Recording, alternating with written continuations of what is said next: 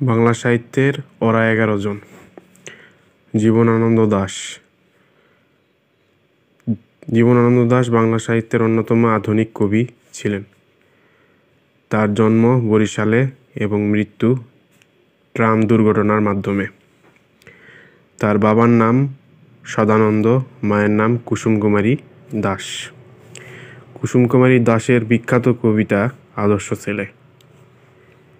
তার উপাধিগুলো হলো: 1. ঝরা পালকের কবি, 2. ধূসর পাণ্ডুলিপির কবি, 3. তিমির হননের কবি, 4. রূপসী বাংলার কবি, 5.